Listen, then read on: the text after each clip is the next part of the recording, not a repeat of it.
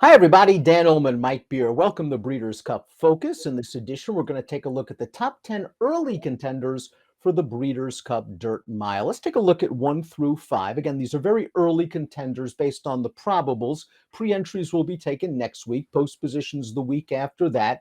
Our odds are made by DRF's Brad Free, and defending Breeders' Cup Dirt Mile winner Cody's Wish is one of the best horses in the country and is the deserving heavy favorite of this group. Yeah, he is. This is his distance, Dan. The mile distance is Cody's Wish's best distance. He won this race last year. And listen, they tried to stretch him out earlier this summer. It didn't really quite work out. So they decided to drop him back in distance, and it's the right move.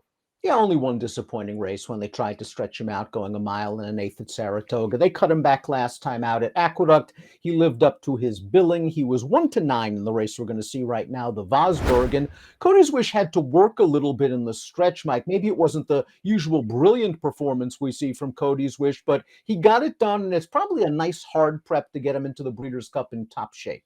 I think that's a fair way to look at it. He runs well in here. It wasn't one of his faster performances, Dan, but he was dropping back to 7. The horse that he's going to outfinish here at the end of this race is very lightly raced for Chad Brown. He's got a little bit of ability, and Cody's Wish ultimately just puts this horse away at the end. I think he's coming into this Breeders' Cup Dirt Mile, the defense of his title here. I think he's coming into it in the right way. The second choice on Brad's preliminary morning line is Charge It. And as you can see by his career top buyer speed figure of 111, he has a race good enough to win this. The problem for the Todd Pletcher trainee is that he is a true in and outer. You never know what you're going to get with him. Yeah, he's just not that good. He's got a race or two on his card that I guess would give him a real chance in a race like this, Dan. But he's never turned out to be what everybody sort of thought he was going to be as a young horse. At this stage of the game, I think you just kind of hope that he does take money in a race like this, because I just don't think you're supposed to bet it. A 3-year-old with a ton of upside might be the now horse in this division. His practical move. He did some very good work early this year. He got injured. He missed the Triple Crown, but here he is coming off of a layoff in an allowance race, Mike, and you got to like the way he did this. It's only a 4-horse field, Dan, and he's 2-5, but I don't know how you could really argue with this performance. He absolutely galloped in here. And he looked like he was going to run big all the way around the track. He did run big in here. A horse who had a lot of potential early on before things went wrong, but he came back in a very nice way in this prep race.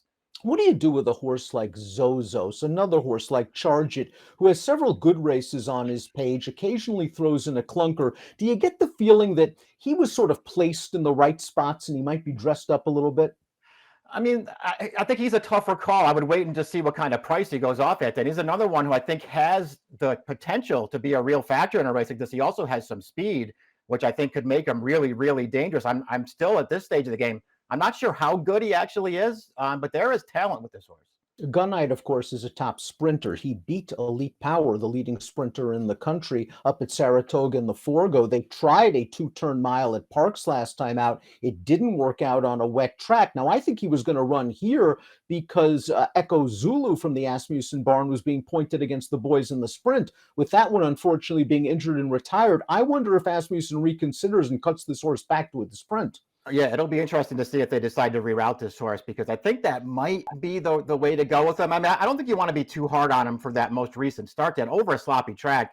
I mean, there are ways to excuse that performance, because I didn't particularly think it was a very good one.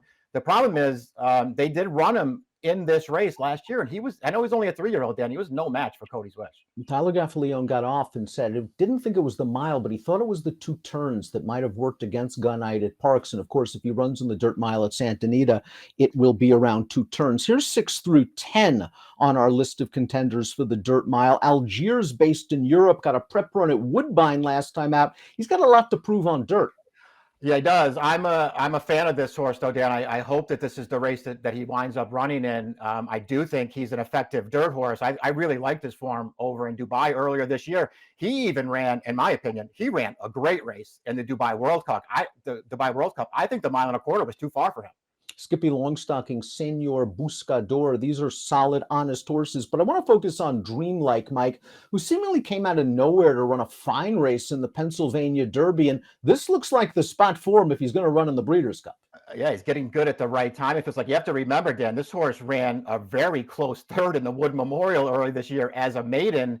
finally, broke through the maiden ranks up at Saratoga and then took another step forward last time in the PA Derby. This horse has a lot of upside. Taking a look at our top 5, a lot of attention's going to be on number 1. That is Cody's Wish. He is the horse to beat, the reigning and defending Breeders' Cup Dirt Mile winner, coming off of a nice prep sprinting. He'll be tough in the Dirt Mile at Santa Anita.